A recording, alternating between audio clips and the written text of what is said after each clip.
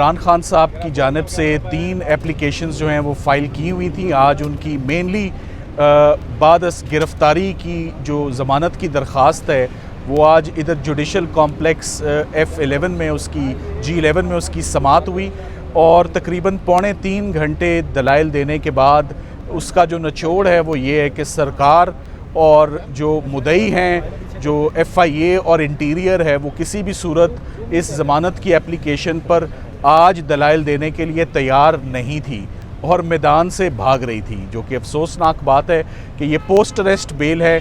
ये मैं आपको बात बताता चलूं कि ये इमरान खान साहब की पहली पोस्ट अरेस्ट बेल है।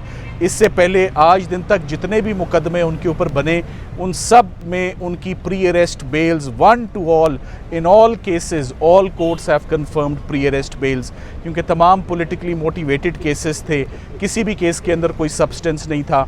तो आज साइफ़र के मुकदमे में भी तकरीबन 2.5 घंटे दलाइल होते रहे और मेन इस बात पर यह केस एडजर्न हो गया कि आया इस कोर्ट के पास जुरिस्डिक्शन है या नहीं है। एक रिट पिटिशन जो इस्लामाबाद हाई कोर्ट में फ़ाइल हुई थी, कॉन्स्टिट्यूशनल पिटिशन, वो रास्ते में रुकावट बन रही थी, मगर वो बननी नहीं चाहिए थी क्योंकि बेल एप्लीकेशन हमेशा सेपरेट होती हैं और उनकी प्रायोरिटी होती है कि ज़मानत बाद गिरफ़्तारी जो है वो पहले सुनी जाती है। साइफ़र के केस में एक बेबुनियाद और एक बिल्कुल खोखला केस है, जैसे पिछले केसेस हैं उसी तरह ये केस भी है। इसमें सबसे इम्पॉर्टेंट बात मैं मेरिट्स पर अगर जिक्र करता चलूँ कि मिनिस्ट्री, फॉरेन मिनिस्ट्री इसकी मुद्दई नहीं है। साइफ़र ओरिजिनल इस वक्त जो है वो उनकी तहवील में है। इस वक्त सोशल मीडिया पे स्टेटमेंट्स ऑलरेडी सर्कुलेट कर रही हैं कि साइफ़र इस वक्त कहाँ है।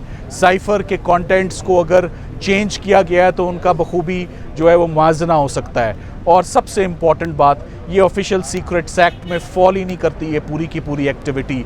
इसकी FIR रजिस्टर ही नहीं होनी चाहिए थी, और वो भी रजिस्टर किसके ख़िलाफ़ हो रही है?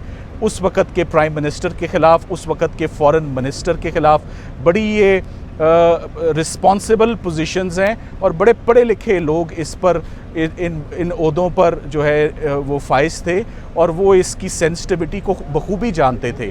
और ऑफिशियल सीक्रेट तो ये कोई भी नहीं था, ये तो एक सिंपली फॉरेन कंट्री की मदाखलत थी पाकिस्तान के इंटरनल डोमेस्टिक पॉलिटिक्स के अंदर, जो कि नहीं होनी चाहिए थी, जिसके ऊपर आवाज़ उठाई जाती है। वो सुप्रीम कोर्ट भी जाता है वो मामला डीक्लासिफाई होके, और उसको बाकायदा कैबिनेट डीक्लासिफाई करती है और उसके बाद नेशनल सिक्योरिटी काउंसिल के आगे भी इस मामले को रखा जाता है। सो ये पूरे का पूरा केस ये काफ़ी वीक केस है और उसका बेस्ट इंडिकेटर हमें आज की प्रोसीडिंग से आ गया, जब सरकार उस केस को खोलने के लिए ही रजामंद नहीं है और इस बात पर भी इंसिस्टेंट है कि आपके सामने ओपन कोर्ट में, जुडिशल कॉम्प्लेक्स में, बड़ी सिक्योर कोर्ट है। 100 से ज़्यादा मरतबा इमरान खान साहब यहाँ आए, आप सब ने उसकी ऑफ कोर्स फिल्मिंग भी की हुई है और वो नेशनल TV पर भी वो सारी चीज़ जो सर्कुलेट हुई हुई है।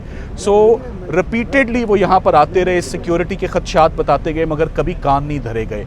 और आज अचानक क्लोज डोर्स के अंदर डिस्क्रीटली, क्वाइटली, सीक्रेटली एक ट्रायल को अटक जेल के अंदर कंक्लूड किया जा रहा है। वो क्यों किया जा रहा है? उसकी क्या वजह है? सिक्योरिटी थ्रेट्स, कौन से सिक्योरिटी थ्रेट्स हैं? ये स्टेट की जिम्मेदारी है कि वो हिफाजत से इमरान खान साहब को यहाँ लाएं, प्रोसीडिंग्स हों और वापस ले जाएं। जब तक वो प्री अरेस्ट बेल पे थे तब भी स्टेट की जिम्मेदारी थी, क्योंकि फॉर्मर प्राइम मिनिस्टर थे और उनके पास सिक्योरिटी की इंटाइटलमेंट थी। मगर अब जब वो जेल की कस्टडी में हैं और FIA की अरेस्ट में हैं, तो ये FIA की इस्तगासे की ये रिस्पॉन्सिबिलिटी बनती है कि वो उनको यहाँ पर लाएं। हम उम्मीद करते हैं कि मंडे को इस पर बाकायदा समाअत होगी और बेल एप्लीकेशन पर जो एक फ़ैसला है वो आएगा और हम पुरुमीद हैं कि जज साहब जो हैं वो उनकी ज़मानत जो है वो कबूल करेंगे और मंजूर करेंगे। Thank you very much.